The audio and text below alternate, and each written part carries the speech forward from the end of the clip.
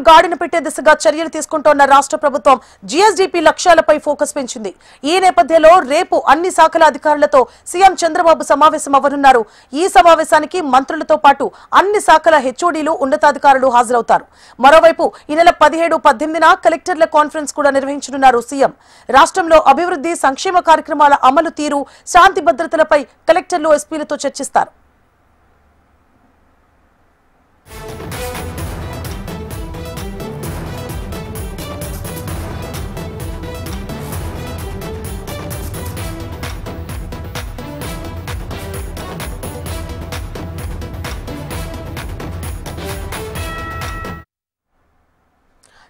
ఏపీలో ఆర్థిక వ్యవస్థను గాడిన పెట్టే దిశగా చర్యలు తీసుకుంటోన్న రాష్ట్ర ప్రభుత్వం జీఎస్డీపీ లక్ష్యాలపై ఫోకస్ పెంచింది. ఈ నేపథ్యంలో రేపు అన్ని శాఖల అధికారులతో సీఎం చంద్రబాబు సమావేశం అవ్వనున్నారు. ఈ సమావేశానికి మంత్రులతో పాటు అన్ని శాఖల హెచ్ఓడీలు, ఉన్నతాధికారులు హాజరవుతారు. మరోవైపు ఈ నెల 17-18న కలెక్టర్ల కాన్ఫరెన్స్ కూడా నిర్వహించనున్నారు సీఎం.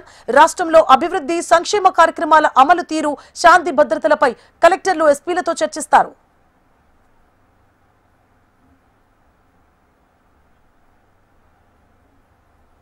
రైట్, మరిన్ని డీటెయిల్స్ ని మా AP bureau chief Harikishan live లో అందించడానికి సిద్ధంగా ఉన్నారు. హరికిషన్,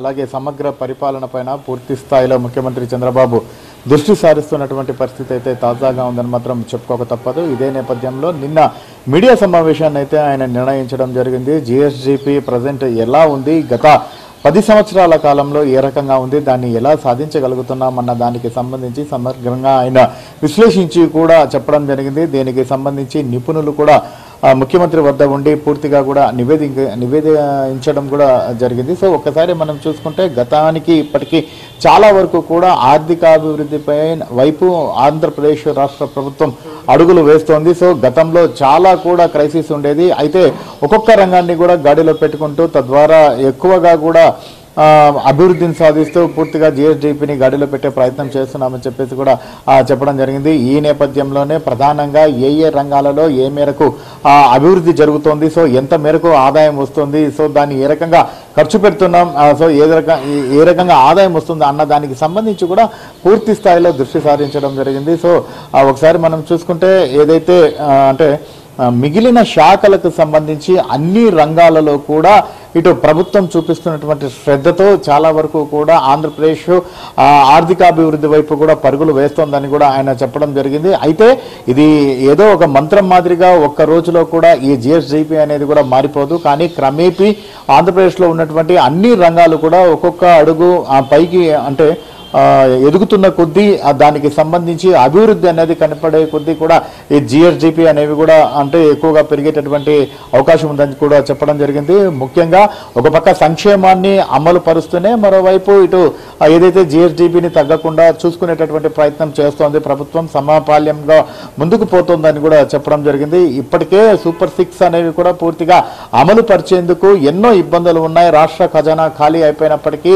వస్తున్నటువంటి ఆదాయ వనరులను పూర్తిగా దృష్టిలో పెట్టుకొని వాటికి సంబంధించి మిగిలిన వాటికి కూడా వాటిని సర్దుబాటు చేస్తూ అలాగే సంక్షేమ పథకాలను కూడా కొనసాగించేటటువంటి ప్రయత్నం కూటమి ప్రభుత్వం చేస్తోంది. అలాగే అట్ ది సేమ్ టైం రాష్ట్ర ప్రభుత్వానికి సంబంధించినటువంటి ఉద్యోగుల జీత భత్యాలకు కూడా ఎటువంటి ఇబ్బందులు అనేవి కూడా తలెత్తకుండా చేసేటటువంటి ప్రయత్నం కూడా చేస్తోందని చెప్పేసి కూడా ఆయన వివరించడం జరిగింది. సో ఈ నేపథ్యంలోనే రేపు హెచ్ఓడీలకు సంబంధించి అన్ని రంగాలకు సంబంధించినటువంటి హెచ్ఓడీలతో సమీక్షా సమావేశాన్ని అయితే ఆయన నిర్వహించబోతున్నట్లుగా కూడా తెలుస్తోంది. ఈ నేపథ్యంలోని ఇప్పటి వరకు ఏవైతే అంటే సేవా రంగాలు కానివ్వండి, లేదా ఇండస్ట్రీస్ కానివ్వండి, లేదా మిగిలిన రంగాలకు సంబంధించి అంతా కూడా అంటే వాళ్ళకి ఇచ్చినటువంటి టార్గెట్స్ అయితేనేమి, అలాగే అక్కడ ఉన్నటువంటి పరిస్థితుల ప్రభావం అయితేనేమి, ఎంతవరకు ఆ రంగంలో వారు ఆర్థికాభివృద్ధిని సాధించారు, లేదా ఇచ్చినటువంటి టార్గెట్లను కంప్లీట్ చేశారా లేదా అన్నటువంటి వాస్తవ నివేదికలను కూడా రేపు ముఖ్యమంత్రి తీసుకునేటువంటి అవకాశం ఉందని చెప్పేసి కూడా భావిస్తున్నటువంటి పరిస్థితి ఉంది. ఈ నేపథ్యంలోనే ప్రతి